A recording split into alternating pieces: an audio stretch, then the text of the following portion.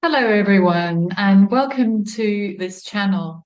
My name's Christiana Davidson, and I'm a psychotherapist and a coach, and I work in this area of narcissistic abuse in the family system, especially. And if you're new to this channel, you're so welcome. If you're returning, you're especially welcome too. Thank you for returning. Now, the topic that we're looking at today is entitled the following. Um, Self-doubt is the way that the narcissistic parent controls you. Self-doubt is the key. Do you struggle often with self-doubt? Do you struggle to make decisions? Do you find yourself doubting your ideas or being afraid to act on them? Not being sure that they're correct or that they're not too bizarre or something like that. Well, all of those types of things are quite often as a result of having a narcissistic parent who has strategically used self-doubt, has strategically caused self-doubt in you as their main means of controlling, of dominating you, of controlling what? Your self-confidence. So the opposite to self-confidence is self-doubt. And therefore, the narcissistic parent uses self-doubt to control, limit your self-confidence. So we're going to explore that in more depth in this video today. I'm going to bring out some really key points, and then at the end, we're going to see actually how self-doubt ultimately becomes a defense mechanism. That we end up choosing to stay in self-doubt. So do stick around till the end. Hopefully, it will shed some light for you on what may be going on psychologically. Just before we dive in, if you are looking for any support, I offer one-to-one talk therapy, but I also offer an amazing course. It's a 9-week program and it's a deep dive, and it will get you transforming these deep-seated areas of vulnerability. And you will find the tools you need to become empowered right where you need it. So do reach out for a free consultation if that's you. Okay, so let us have a look here. The narcissistic parent causes self-doubt on purpose. This doubt that they cause in you is their gateway to asserting their power in you, not over you, in you.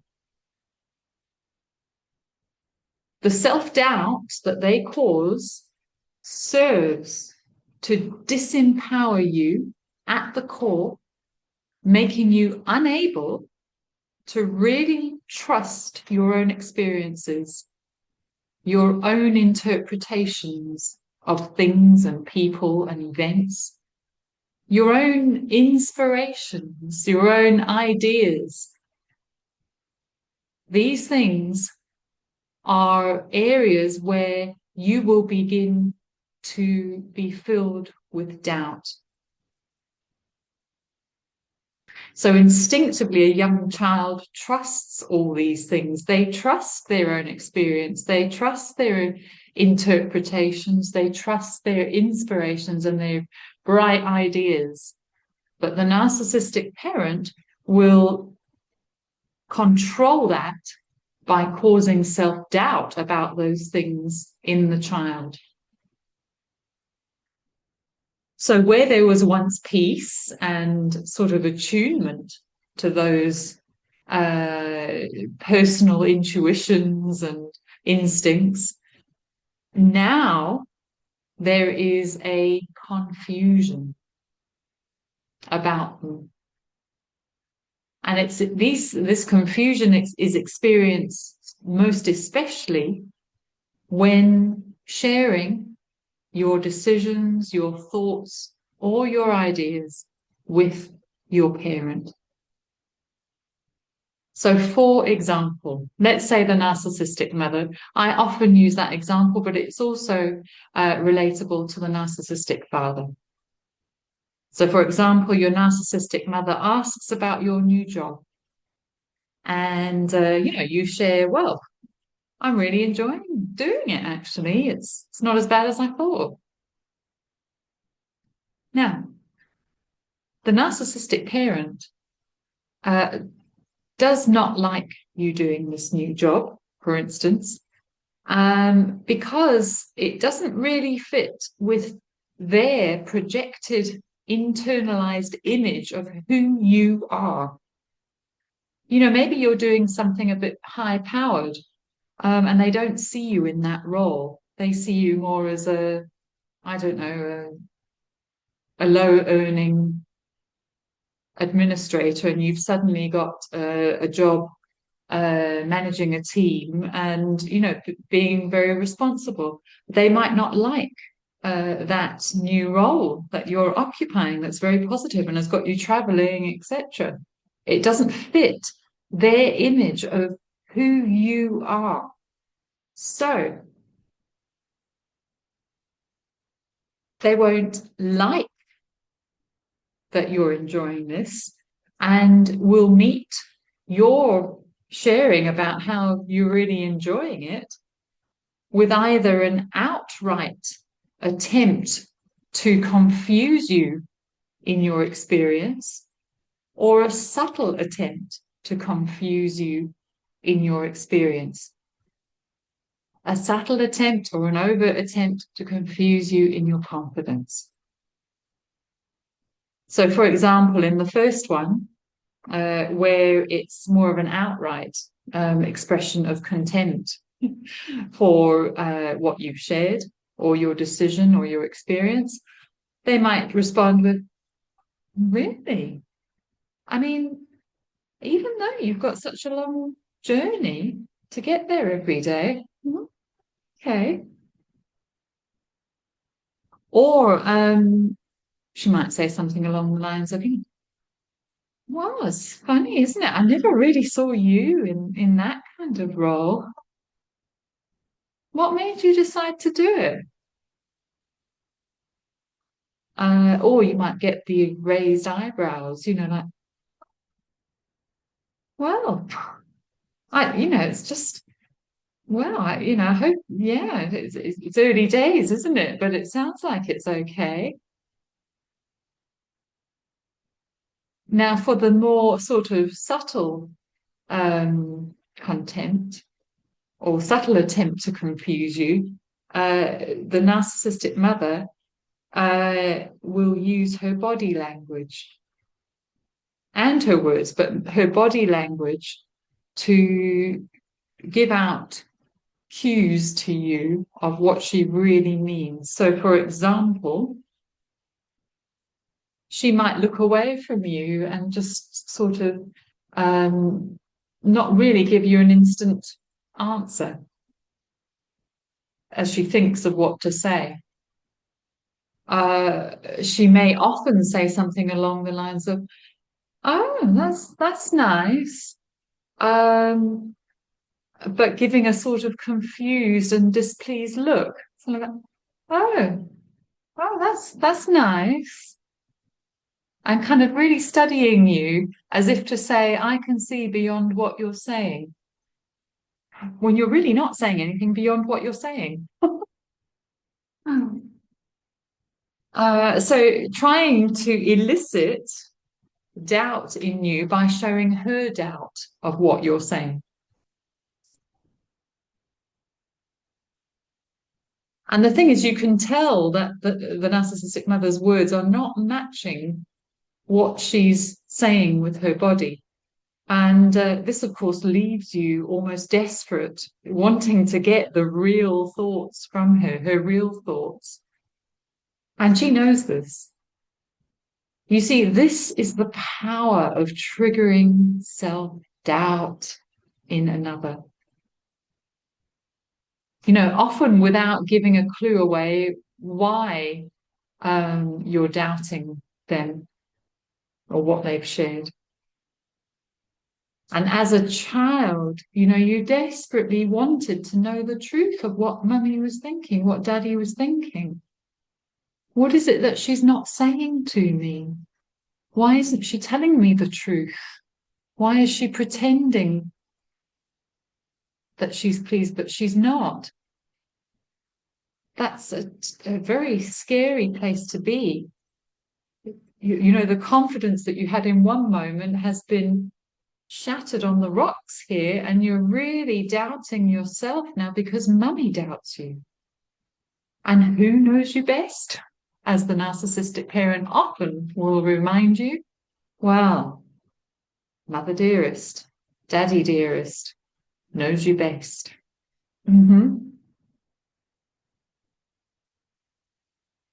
So, you sharing your ideas, your experiences, your thoughts is an attempt at intimacy. It's allowing somebody a little window into who you are. And, often the hope is that you will get intimacy back, which means, somebody else just listening and sort of journeying along with you in it and encouraging or questioning inquisitively in an interested way, not as a means to uh, cause angst in you. And of course, what you get from the narcissistic parent really is not intimacy ever. You get manipulation and you get control.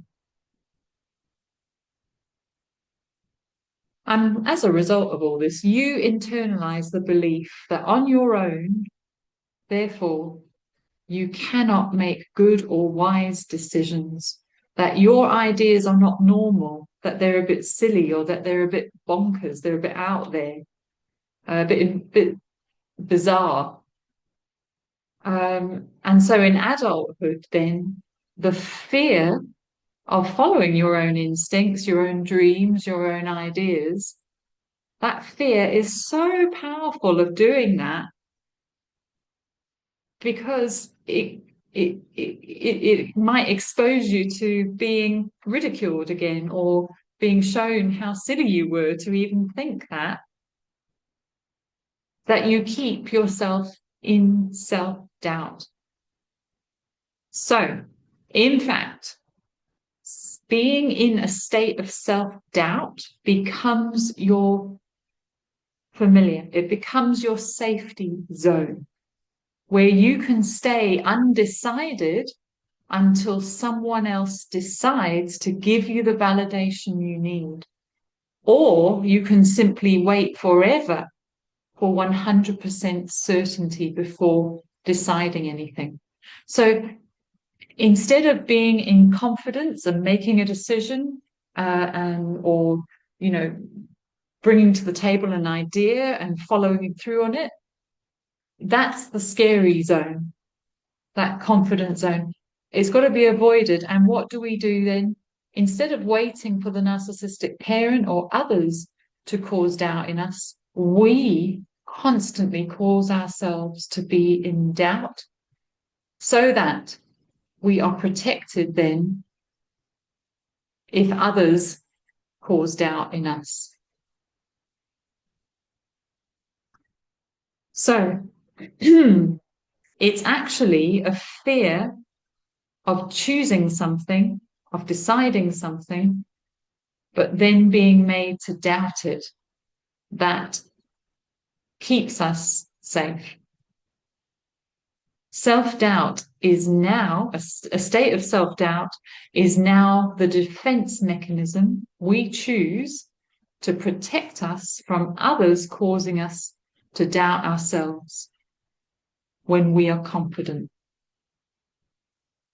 So We take on the role of the narcissistic parent to ourselves, and we combat our own self-confidence by causing ourselves to doubt ourselves, because that is the safety zone. That's the protection from confidence, which was always an extremely vulnerable way to be with your narcissistic parent.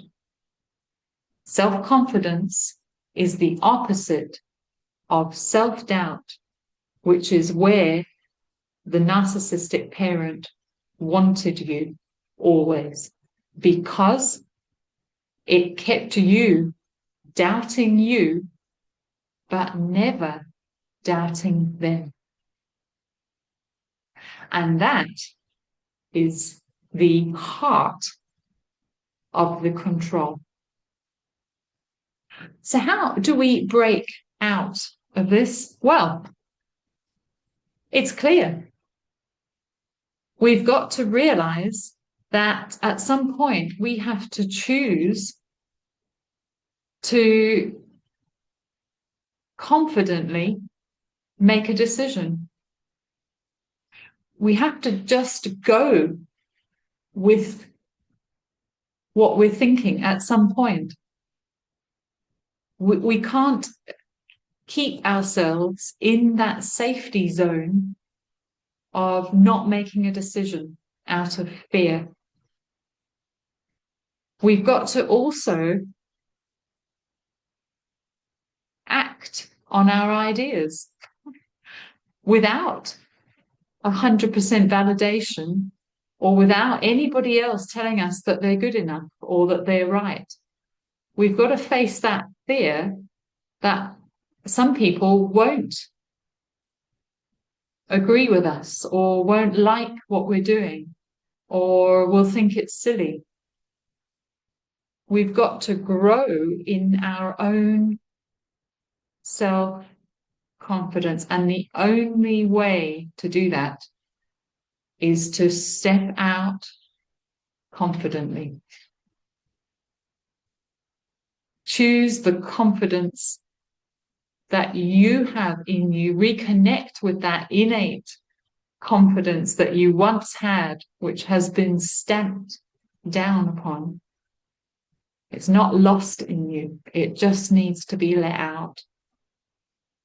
You don't have to even grow in it. You just have to release it from within you, because it is who you are. And of course, it does take courage. It does take bravery. But, you know, that's what real living is about. It's about courage. And so I really encourage all of you listeners today, put the fears behind you. Go for it. As they say here in Italy, coraggio, coraggio. Take that step. Trust yourself and your interpretations and your experience and your ideas. They're beautiful, they're good, and you're meant to have them. Don't let anybody else stamp that spirit, that creative spirit out in you. I hope this was helpful, everyone. Please like, share, and subscribe if you haven't already. I really appreciate it. And any comments or experience you have, please leave them below, and I try to respond to all of your messages. It's really lovely to receive them.